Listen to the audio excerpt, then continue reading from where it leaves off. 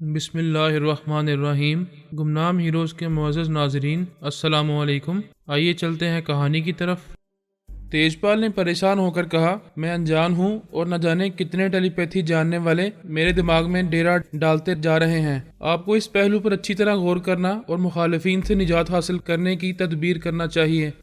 اب تو میں کچھ نہ کچھ کروں گا، ورنہ یہ پریشانی میری ذہانت کو کھا جائے گی کہ میں بے شمار انجانے دشمنوں کے نرغے میں ہوں اور میرے اندر کا کوئی اہم راز اب راز نہیں رہا کرے گا۔ کھانے کے بعد اعلیٰ افسر نے کہا، پیرس کی سیر کرو، ذرا رنگ رلیم بناؤ، تمہارا دل بھی بہلتا رہے گا اور تمہیں کھلے ذہن سے کوئی اچھی تدبیر سوچنے کا موقع بھی ملے گا۔ میں بھی یہی چاہتا ہوں۔ آپ ہمارے آدمیوں کو فون کر دیں کہ میں آدھے گھنٹے بعد یہاں سے نکلنے والا ہوں۔ وہ سب مجھ سے دور ہی دور رہ کر میری نگرانی کرتے رہیں۔ میرے ساتھ امریکہ سے جو ماتحت آیا تھا، اس کا موبائل فون نمبر مجھے معلوم ہے۔ میں اسی کے ذریعے دوسرے ماتحتوں کو ضرورت کے وقت قریب بلاؤں گا۔ اعلیٰ افسر فون کرنے لگا۔ تیجپال لباس تبدیل کرنے دوسرے کمرے میں چلا گیا۔ پھر آدھے گھنٹے بعد وہ دونوں اس بنگلے سے نکلے۔ اعلیٰ افسر اپنی کار میں چلا گیا۔ تیجپال CIA والوں کی نئی شاندار کار میں بیٹھ کر وہاں سے روانہ ہوا۔ پیرس کی ایک شاہراہ پر مخصوص رفتار سے ڈرائیو کرنے لگا۔ پھر اس نے عقب نما آئینے میں دیکھنے کے بعد موبائل فون کے ذریعے اپنے ماتحت سے پوچھا، کیا ہمارے آس پاس دوسرے ماتحت ہیں؟ یس سر، وہ کسی کو شبہ کرنے کا موقع نہیں دیں گے۔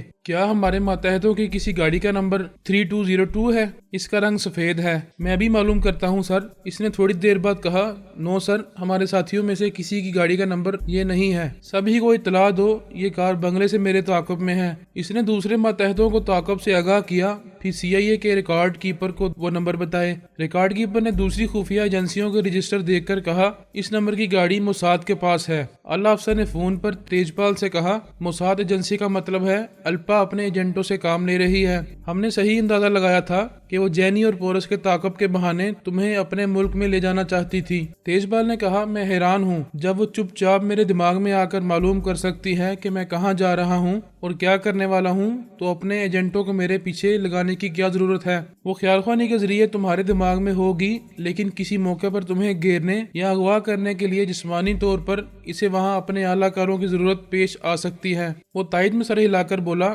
ہاں پھر تو اس کے اعلیٰ کاروں کی شامت آنے والی ہے۔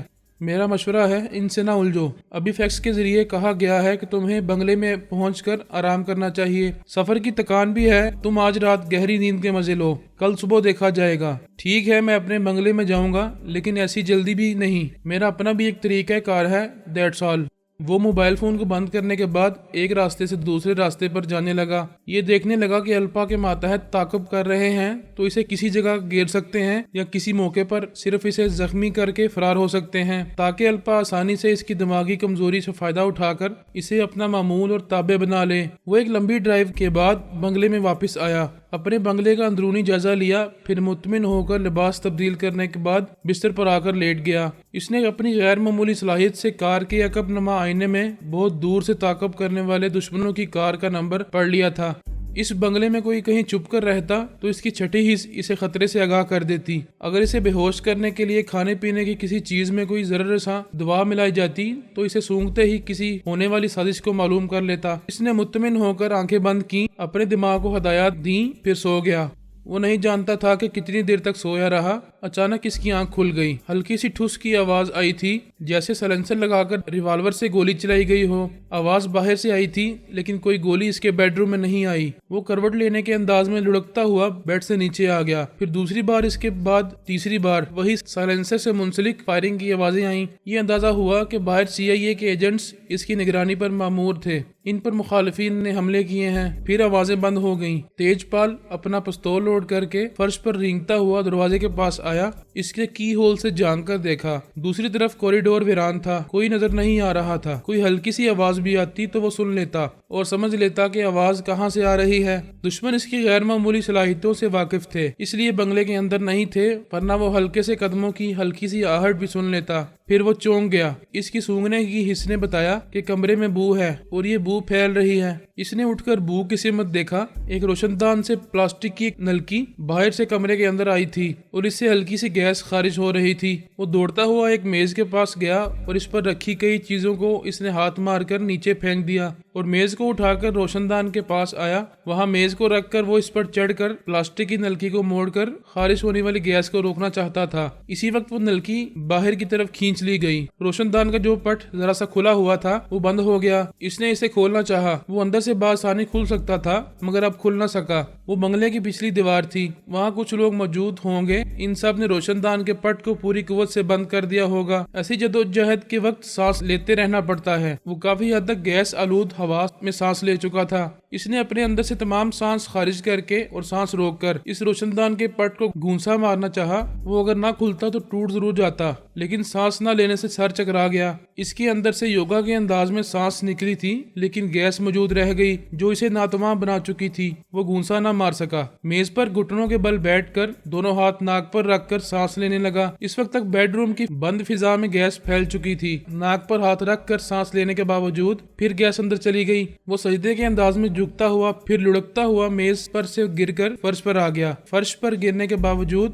کسی حد تک ہوش میں تھا۔ بڑا ہی سخت جان فائٹر تھا۔ فرش پر سے اٹھنے کی کوشش کر رہا تھا۔ وہ بدترین حالات سے لڑ سکتا تھا، لیکن سانس لینے والی فضا بے ہوش کرنے والی گیس سے آلودہ کی جا چکی تھی۔ اس کے مقابلے میں آنے والے جانتے تھے کہ وہ روبرو آ کر اسے مات کھائیں گے۔ اسے مات دینے کا یہی ایک طریقہ اپنایا گیا تھا۔ آخر وہ بے ہوش ہو گیا، اپنی دنیا سے اور اپنی ذات سے غافل ہو گیا۔ پھر اسے پتہ نہ چلا کہ مات دینے والے اس کے ساتھ کیا سلوک کر رہے ہیں اور اسے اٹھا کر کہاں سے کہاں لے جا رہے ہیں۔ اس کے پاس کے بنگلے والوں نے اس فائرنگ کی آواز سنی جو سی آئی اے کے سراغ رسانوں نے کی تھی، کیونکہ ان کے ریوالوروں میں سائلنسر نہیں لگے ہوئے تھے۔ ان بنگلے والوں نے پولیس اسٹیشن کے انچارج کو فون پر بتایا کہ فلاں بنگلے کے پیچھے فائرنگ ہو رہی ہے۔ اس انچارج نے سی آئی اے کے اعلیٰ افسر کو اطلاع دی کہ ان کے ایک ذاتی بنگلے کے پاس فائرنگ ہو رہی ہے، لہٰذا وہ فوراً وہاں پہنچے۔ یہ اطلاع ملتے ہی اعلیٰ افسر اپنے چند ماتحتوں کے ساتھ وہاں پہنچا۔ وہاں پولیس والے بھی تھے۔ بنگلے کے اطراف میں 4 لاشیں پائی گئی تھیں۔ پولیس والے نہیں جانتے تھے کہ وہ سی آئی اے کے سراغ رسانوں کی لاشیں ہیں۔ سی آئی اے کا اعلیٰ افسر پولیس والوں کے ساتھ بنگلے کے سامنے آیا۔ دروازہ کھلا ہوا تھا۔ وہ سب محتاط انداز میں اندر آ گئے۔ اس افسر نے تیجپال کو آوازیں دیں۔ اس کے بیڈ روم کے قریب آتے ہی بے ہوش کر دینے والی گیس کی ہلکی ہلکی سی بو محسوس ہوئی۔ وہ سب اپنی ناک پر رومال رکھ کر بیڈ روم میں آئے۔ وہاں ایک میز کا کچھ سامان فرش پر بکھرا ہوا تھا۔ میز روشن دان والی دیوار سے لگی ہوئی تھی، لیکن یہ سب کچھ کرنے والا تیجپال دکھائی نہیں دیا۔ سی آئی اے کے ماتحت افسران پولیس والوں سے اس سلسلے میں گفتگو کرنے لگے۔ اعلیٰ افسر نے ان سے دور جا کر فون کے ذریعے ہیڈ آفس کے اعلیٰ افسر سے رابطہ کیا اور وہاں کے حالات بتاتے ہوئے کہا کہ تیجپال کو اغوا کیا گیا ہے۔ اب ان کے 16 ٹیلی پیتھی جاننے والے ہی تیجپال کے دماغ میں جا کر اس کا سراغ لگا سکتے تھے۔ تھوڑی دیر بعد ہیڈ آفس کے افسران کو فیکس کے ذریعے معلوم ہوا کہ تیجپال پر گہری بے ہوشی طاری ہے۔ فی الحال اس کے دماغ سے کچھ معلوم نہیں ہو سکے گا۔ اس کے ہوش میں آنے کا انتظار کرنا ہوگا۔ انہوں نے موساد ایجنسی کے اعلیٰ افسر سے رابطہ کر کے بات کی۔ موساد، را، کے جی بی، سی آئی اے اور ایف بی آئی جیسی خطرناک ایجنسیاں اپنے مشترک مفادات کے وقت متحد ہو کر اپنے مخالفین کو شکست دیتی تھیں اور انہیں طرح طرح سے نقصانات پہنچاتی تھیں، لیکن ان ایجنسیوں کو اپنا اپنا ذاتی مفاد ہو تو وہ درپردہ ایک دوسرے کے خلاف واردات کرتی تھیں اور اپنی واردات کا کوئی ثبوت نہیں چھوڑتی تھیں۔ موساد کے اعلیٰ افسر نے کہا، آپ ناحق ہم پر شبہ کر رہے ہیں۔ ہم تو یہ بھی نہیں جانتے کہ تیجپال ان دنوں پیرس میں ہے۔ آپ کی ایک گاڑی نمبر 3202 پیرس کی شاہراہوں پر تیجپال کا تعاقب کرتی رہی ہے اور آپ حقیقت سے انکار کر رہے ہیں۔ آپ جس گاڑی کا نمبر بتا رہے ہیں اسے ایک ہفتہ پہلے فروخت کر دیا گیا تھا۔ خرید و فروخت کے کاغذات ہمارے پاس ہیں۔ ہم آپ کے اطمینان کے لیے اسے ابھی فیکس کر رہے ہیں۔ ایسے ہتھ کنڈے ہم بھی جانتے ہیں، لیکن آپ یہ نہیں جانتے کہ ہمارے پاس روپوش ٹیلی پیتھی جاننے والوں نے تیجپال کے دماغ میں رہ کر الپا کی باتیں سنی ہیں۔ وہ اسے اپنے پاس بلا کر اس کی غیر معمولی صلاحیتوں سے فائدہ اٹھانا چاہتی تھی۔ تیجپال کو تو کتنی ہی خفیہ ایجنسیوں والے بلا کر اس کی غیر معمولی صلاحیتوں سے فائدہ اٹھاتے رہتے ہیں۔ الپا نے اگر موساد کے کسی اہم کام کے لیے اسے بلایا تھا تو آپ ہم پر شک کر رہے ہیں۔ کیا پہلے کبھی ہم موساد والوں نے تیجپال سے کام نہیں لیا ہے؟ تعجب ہے کہ آپ فرحاد اور اس کے ٹیلی پیتھی جاننے والوں کی دشمنی بھول کر ہمیں اس کے اغوا میں ملوث ہونے کا الزام دے رہے ہیں۔ سی آئی اے کے اعلیٰ افسر کے پاس الپا کے خلاف کوئی ٹھوس ثبوت نہیں تھا، اس لیے اس نے فون بند کر دیا۔ ویسے ٹھوس ثبوت نہ ہونے کے باوجود یقین تھا کہ الپا نے تیجپال کو اغوا کرایا ہے۔ بابا صاحب کے ٹیلی پیتھی جاننے والوں کو تیجپال کی نہ تو ضرورت ہوگی اور نہ ہی ماضی میں کبھی انہوں نے کسی دشمن کو تابع بنا کر رکھا تھا۔ پھر یہ کہ ان کا کوئی ایسا مسئلہ نہیں تھا کہ اس کے لیے تیجپال کی ضرورت ہوتی۔ اس ادارے میں تیجپال سے بھی بڑھ کر باصلاحیت لوگ موجود تھے۔ हेड ऑफिस के आला अफसर के दिमाग में अल्पा की आवाज उभरी। हमारी मोसाद एजेंसी की तरफ से सफाई पेश की गई, लेकिन तुम मुतमिन नहीं हुए, और तुम्हारे मुतमिन ना होने से हमारे लिए कोई फर्क नहीं पड़ेगा। फिर भी हमारे दरमियान दोस्ती रहेगी। हम एक दूसरे से तावन करते हैं, इसलिए मैं सिर्फ समझा सकती हूँ कि बाबा साहब के इदारे को नजरअंदाज करोगे तो हम सब का असल दुश्मन समझ में आएगा। हमारा और कौन दुश्मन हो सकता है? महदूद रहकर सिर्फ मुझ पर शुबा करोगे तो ये भूलते रहोगे कि गुरु नारंग ने तेजपाल को अपना ताबे बना रखा था। तुम्हारे रोपोस्ट टेलीपैथी जानने वालों ने इसे गुरु नारंग से छीन लिया। क्या इसने जवाबी कार्रवाई नहीं की होगी? मेरी अपनी मालूमात के मुताबिक गुरु नारंग अभी पेरिस में है। यकीन ना हो तो अपने जराए इस्तेमाल करो और इसका सुराग लगाओ। वहाँ इसकी मौजूदगी का सबूत मिल जाएगा, और सबूत मिल जाए तो हमसे सॉरी ना कहना। That's all. Please just a minute, मेरी बात सुन लो। मैं मौजूद हूँ, सुनाओ। ये बात समझ से बाहर है कि तुम और मिस्टर ब्रेन आदम पता नहीं कैसे अपने दिमागों को मुर्दा जाहिर कर रहे हो। हमारे टेलीपैथी जानने वाले तुम दोनों के दिमागों तक पहुंचने में नाकाम रहते हैं। आगे बोलो। बाबा साहब के इदारे के तमाम टेलीपैथी जानने वाले भी नाकाम रहते हैं। आगे बोलो। तुमने ये तो सोचा होगा कि रूहानी टेलीपैथी जानने वाले तुम्हारे अंदर पहुंच सकते हैं। मैं रूहानी टेलीपैथी जानने वालों की दो खूबियां बयान कर दूं। एक तो ये कि वो दुनियावी मामला से दूर रहते हैं। जब इस इदारे के किसी बंदे पर कोई ऐसी मुश्किल आन पड़ती है जो जानलेवा होती है, तब वो इसकी मदद के लिए आते हैं, फिर इसकी मुश्किल आसान करके चले जाते हैं। इनकी दूसरी खूबी क्या है? ये है कि कोई दुश्मन बाबा साहब के इदारे से दुश्मनी ना करे, सिर्फ इनके टेलीपैथी जानने वालों से उलझता रहे तो वो रूहानी टेलीपैथी वाले इनके दरमियान मुदाखलत नहीं करते। इनकी दूसरी खूबी के पेश नज़र मैंने कसम खाई है कि कभी इस इदारे के खिलाफ कदम नहीं उठाऊंगी और इनके टेलीपैथी जानने वालों से दूर ही रहा करूंगी। फरहाद के टेलीपैथी जानने वाले तुम्हें उलझा सकते हैं। मेरी फिक्र क्यों कर रहे हो? तेजपाल जैसा कीमती हीरा तुम्हारे हाथ से निकल गया है, इसकी फिक्र करो। अब मैं रुक नहीं सकती, जा रही हूँ। वो चली गई। आला अफसर को एक फैक्स मौसूल हुआ। इसमें लिखा था, हमें अल्पा पर शुबा रहेगा, इसके बावजूद हमें नारंग को नजरअंदाज नहीं करना चाहिए। अल्पा की इस बात में वजन है कि वो इंतकामी कार्रवाई के तौर पर तेजपाल को हमसे छीन सकता है। हम पेरिस में इसकी मौजूदगी का सुराग लगा रहे हैं। आला अफसर ने सोच के जरिए कहा, जैनी और पोरस कहाँ गुम हो गए? इस बात का सबूत नहीं मिल रहा कि वो दोनों अमेरिका से बाहर गए हैं। फैक्स में लिखा हुआ आया, वो दोनों अगर नाम और हुलिया बदल कर गए होंगे तो एक दो दिन में पता चल जाएगा कि वो कहाँ हैं। इसमें शुबा नहीं कि इन दोनों ने हमारे मुल्क को नाकाबिले तलाफी नुकसानात पहुँचाए हैं, लेकिन हम सब्र कर रहे हैं। वो दोनों हमसे बच नहीं पाएंगे। फिलहाल हमें जल्द अज जल्द तेजपाल का सुराग लगाना है। हम कल सुबह तक कुछ न कुछ मालूमात हासिल कर लेंगे। अगर नारंग पेरिस में है तो वो भी नाम और हुलिया बदल कर आया होगा।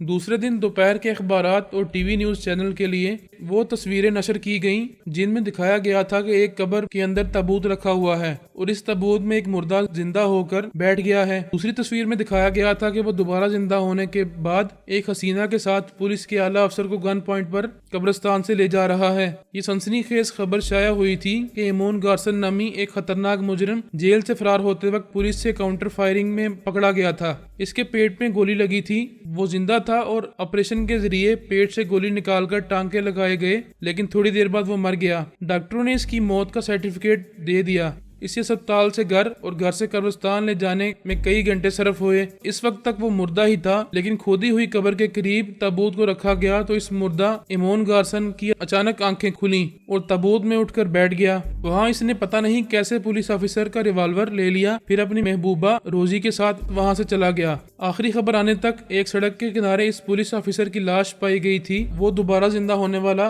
रोजी के साथ कहीं जाकर रोपोश हो गया है। तमाम हाईवेज और एयरपोर्ट की सड़कें बंद कर दी गई हैं और पुलिस वाले इमोन गार्सन और रोजी को तलाश कर रहे हैं।